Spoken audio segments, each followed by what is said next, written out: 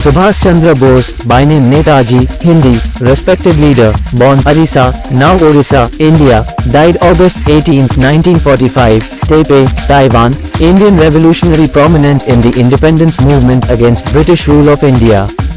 He also led an Indian national force from abroad against the Western powers during World War II.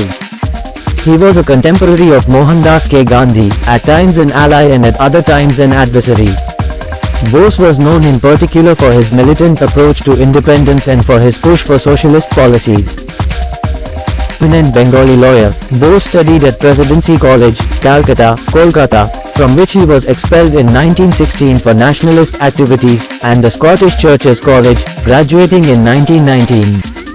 He then was sent by his parents to the University of Cambridge in England to prepare for the Indian Civil Service.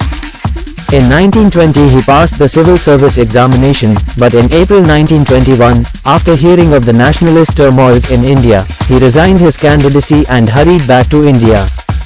Throughout his career, especially in its early stages, he was supported financially and emotionally by an elder brother, Subhash Chandra Bose, 1889-1950, a wealthy Calcutta lawyer and Indian National Congress, also known as the Congress Party, politician.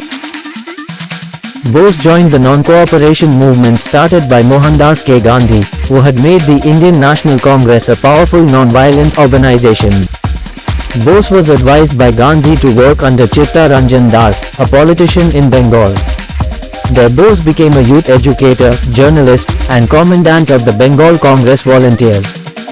His activities led to his imprisonment in December 1921. In 1924 he was appointed Chief Executive Officer of the Calcutta Municipal Corporation, with Das as mayor. Bose was soon after deported to Burma, Myanmar, because he was suspected of connections with secret revolutionary movements. Released in 1927, he returned to find Bengal Congress affairs in disarray after the death of Das, and Bose was elected President of the Bengal Congress. Shortly thereafter he and Jawaharlal Nehru became the two General Secretaries of the Indian National Congress. Together they represented the more militant, left-wing faction of the party against the more compromising, right-wing Gandhi faction. Support for Gandhi increased within the Indian National Congress, meanwhile, and, in light of this, Gandhi resumed a more commanding role in the party. When the civil disobedience movement was started in 1930, Bose was already in detention for his associations with an underground revolutionary group, the Bengal Volunteers. Nevertheless, he was elected mayor of Calcutta while in prison. Released and then rearrested several times for his suspected role in violent acts, Bose was finally allowed to proceed to Europe after he contracted tuberculosis and was released for ill health. In enforced exile and still ill, he wrote The Indian Struggle, 1920-1934 and pleaded India's cause with European leaders. He returned from Europe in 1936, was again taken into custody, and was released after a year. Meanwhile, Bose became increasingly critical of Gandhi's more conservative economics as well as his less confrontational approach toward independence.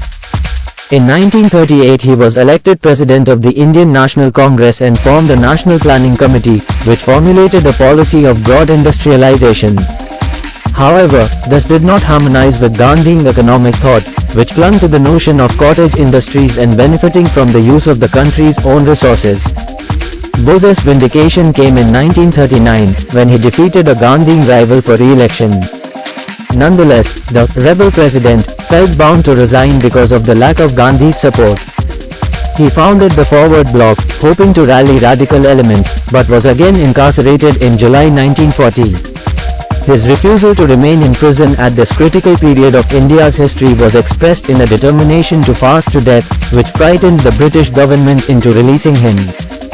On January 26, 1941, though closely watched, he escaped from his Calcutta residence in disguise and, traveling via Kabul and Moscow, eventually reached Germany in April. In Nazi Germany Bose came under the tutelage of a newly created Special Bureau for India, guided by Adam von Trotz-Zu-Salz. He and other Indians who had gathered in Berlin made regular broadcasts from the German-sponsored Azad Hind Radio beginning in January 1942, speaking in English, Hindi, Bengali, Tamil, Telugu, Gujarati, and Pashto.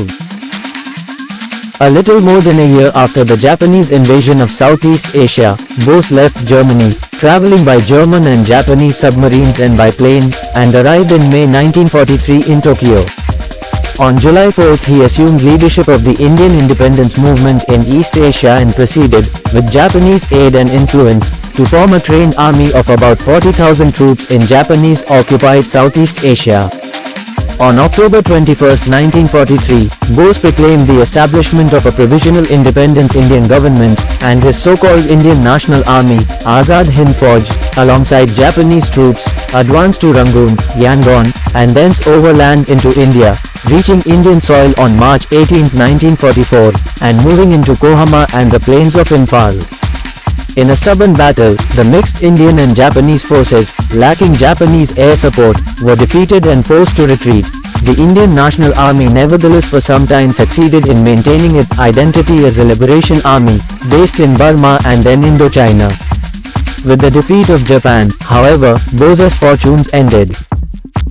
A few days after Japan's announced surrender in August 1945, Bose, fleeing Southeast Asia, reportedly died in a Japanese hospital in Taiwan as a result of burn injuries from a plane crash.